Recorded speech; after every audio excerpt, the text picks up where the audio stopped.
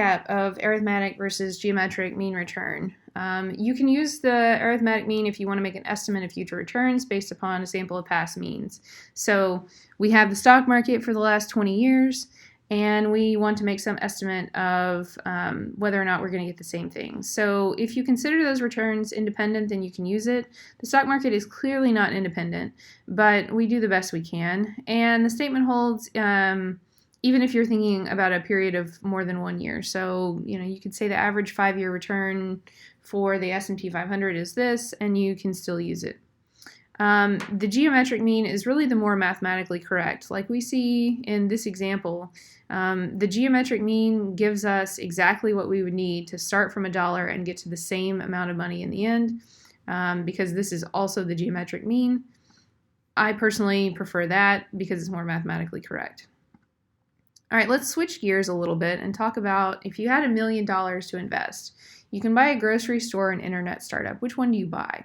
We went over this example in class, but it's worth repeating here for this situation.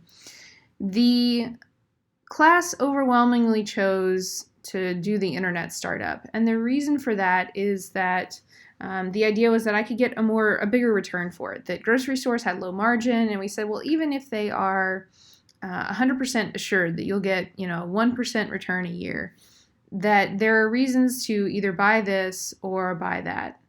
And so on this, we said that the trade-offs would be that the grocery store may be low margin, but it could be very predictable revenue, whereas the startup could be high payoff if it's successful, but it also could have a high chance of failure. So you have to have like a big risk tolerance in order to be interested in investing in a startup.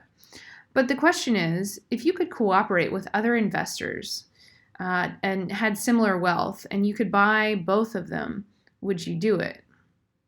And the answer is, yeah, you might do that, because if the person next to you in class had $1 million and you have $1 million and you could buy both of them, well, if things went bad, then you would be able to split the revenue from the grocery store. But if things went good, then you can also split the revenue from the startup. And so what happens is that we form these portfolios, and that's essentially how humans cooperate. I mean, if you think about like 1,000,000 years ago, not 1,000,000, but 100,000 years ago or whatever, people would band together, and one part of people would like go hunt for berries, and the other part would go hunt for a woolly mammoth. And if the woolly mammoth was unsuccessful, then the berries would be there if they needed it, and they would share those at the end, and everybody would be better off. And so the whole idea of this is that by cooperating, we are doing something that we've been doing for a very long time. And statistically speaking, what we're doing is sharing risk, and we're also sharing the potential payoff. So everything we do from now on, like the entire basis of mutual funds, the entire basis of why people invest in stocks, is all about cooperation and how we can all be better off as a result of sort of pooling our resources and helping each other.